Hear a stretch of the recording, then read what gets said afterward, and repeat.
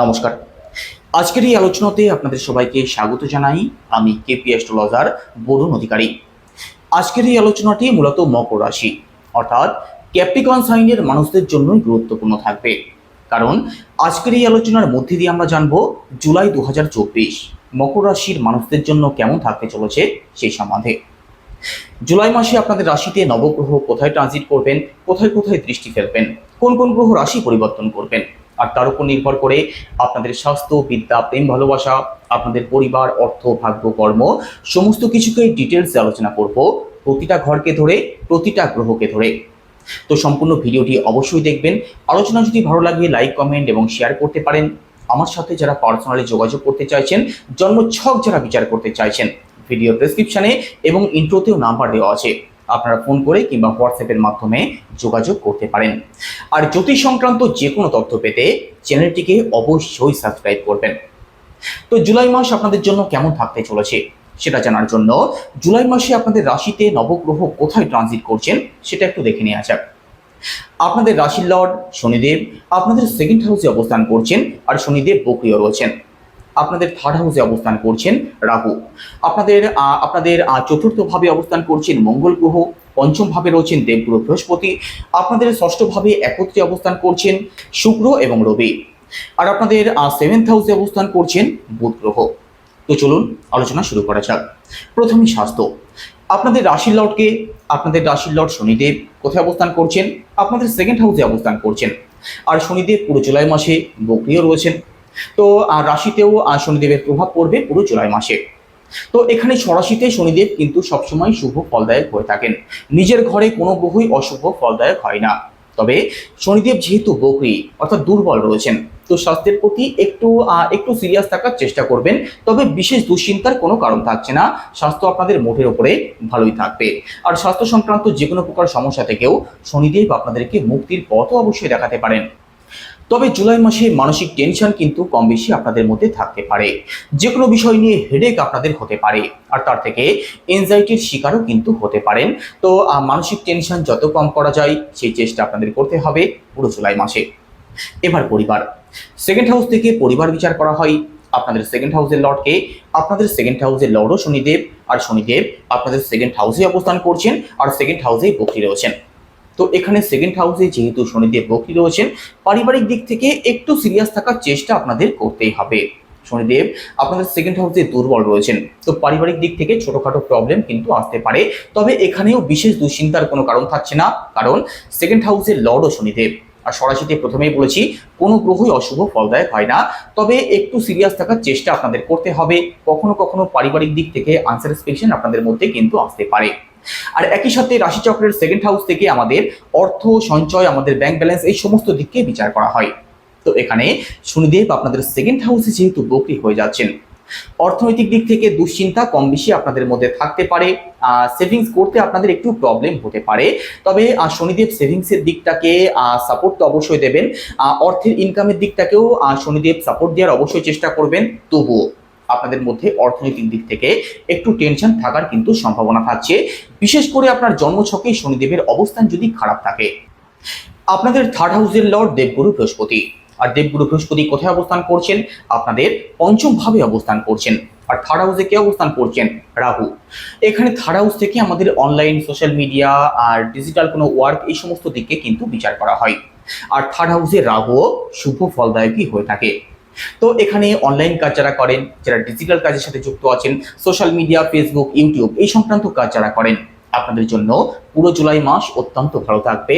কাজের দিক থেকে সফলতার দিকটা আপনাদের প্রাপ্তি হতে পারে, তার পূর্ণ সম্ভাবনা থাকছে।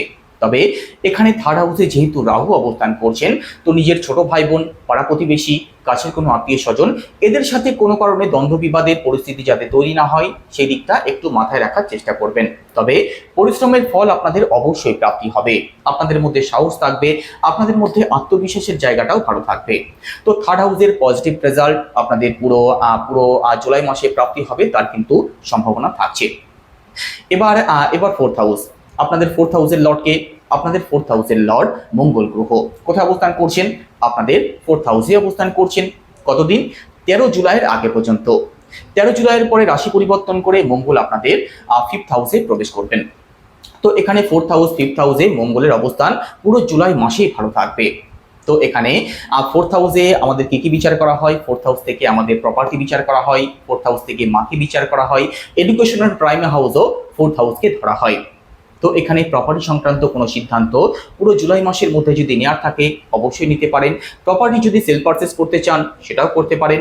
প্রপার্টি সংক্রান্ত কোনো ডিল যদি ফাইনাল করতে চান তার জন্যেও বিশেষ ভালো সময় থাকবে, আর বিশেষ করে 13 জুলাইয়ের আগে পর্যন্ত। এখানে 4th হাউস থেকে মাকেও বিচার করা হয়, তো মাতৃপক্ষ আপনাদের খুব ভালো থাকবে। মায়ের সাথে আপনাদের বন্ডিং এর জায়গাটা ভালো থাকবে। স্বাস্থ্য হোক, কেরিয়ার হোক বা অন্য যে কোনো দিক থেকেই আপনার মা পজিটিভ রেজাল্ট পুরো জুলাই মাসে অবশ্যই পাবেন। এবার এডুকেশন। মকর রাশির বিদ্যার্থী যারা আছেন, আপনাদের বিদ্যাস্থানের লর্ড ষড়াশিতে অবস্থান করছেন, আর একই সাথে 13 জুলাই পরবর্তী সময় মঙ্গল রাশি পরিবর্তন করে আপনাদের পঞ্চম ভাবে প্রবেশ করবেন। আর পঞ্চম ভাবে কে অবস্থান করছেন? দেবগুরু বৃহস্পতি, যিনি জ্ঞানের কারক। আর পঞ্চম ভাব থেকে আমাদের জ্ঞান বুদ্ধিকেও বিচার করা হয়। তো এখানে পুরো জুলাই মাসে পড়াশোনার জায়গাটাও আপনাদের অতি উত্তম থাকবে। পড়াশোনার দিক থেকে পজিটিভ রেজাল্ট অবশ্যই পাবেন। পুরো জুলাই মাসের মধ্যে কোনো এক্সাম যদি থাকে ভালো ফল করতে পারবেন, তারও কিন্তু পূর্ণ সম্ভাবনা থাকছে। তো পুরো জুলাই মাসের মধ্যে এডুকেশনাল কোনো সিদ্ধান্ত যদি নেওয়ার থাকে, যারা বাড়ি থেকে দূরে গিয়ে পড়াশোনা করবেন ভাবছেন, নতুন অ্যাডমিশন যদি নেওয়ার থাকে অবশ্যই নিতে পারেন। পুরো জুলাই মাসটা পড়াশোনা আপনাদের বিশেষ ভালো চলবে।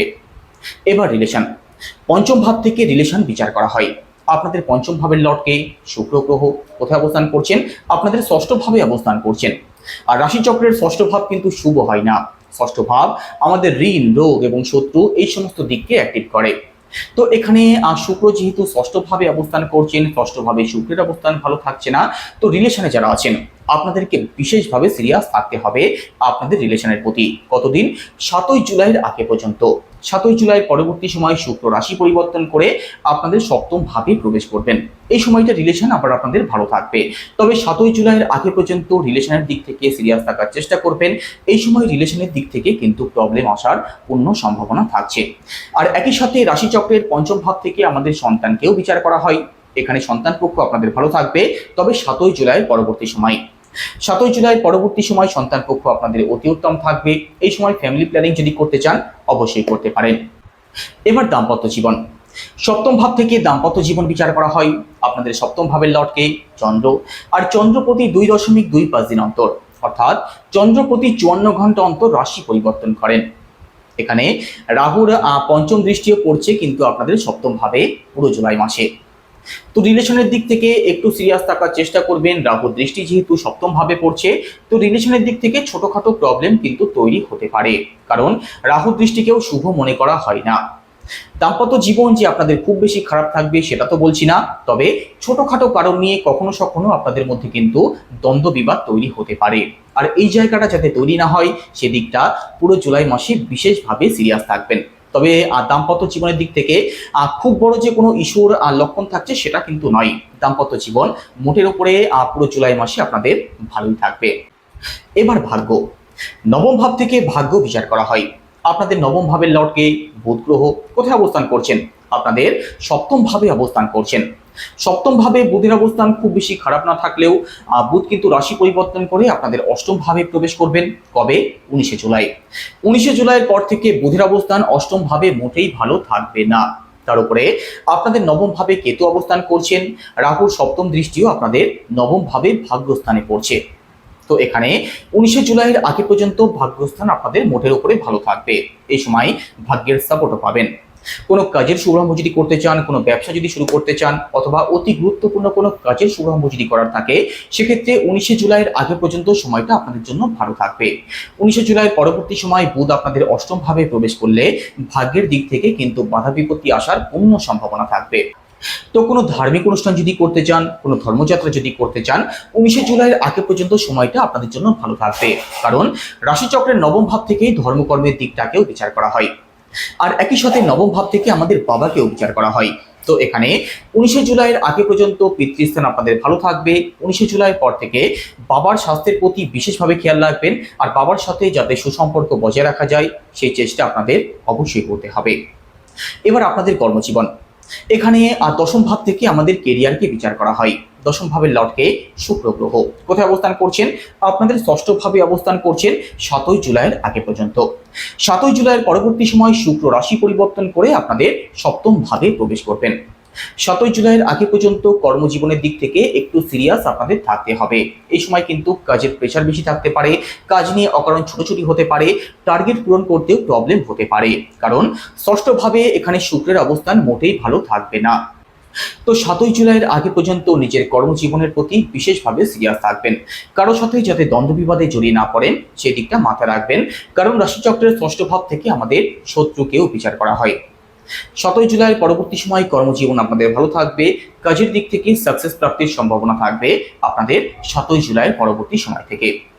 এখানে যে সমস্ত মকর রাশির মানুষেরা চাকরির চেষ্টায় আছেন, 7ই জুলাইয়ের পর থেকে এবং 19শে জুলাইয়ের মধ্যবর্তী সময়টা আপনাদের জন্য বেশি ভালো থাকবে, কারণ এই সময় আপনাদের কর্মজীবন ভালো থাকবে আর একই সাথে ভাগ্যের সাপোর্টও পাবেন। তো এই সময়ের মধ্যে যদি কোনো এক্সাম থাকে সেক্ষেত্রে চাকরি প্রাপ্তির পূর্ণ সম্ভাবনা আপনাদের অবশ্যই থাকবে, তবে চেষ্টা আপনাদের করতে হবে।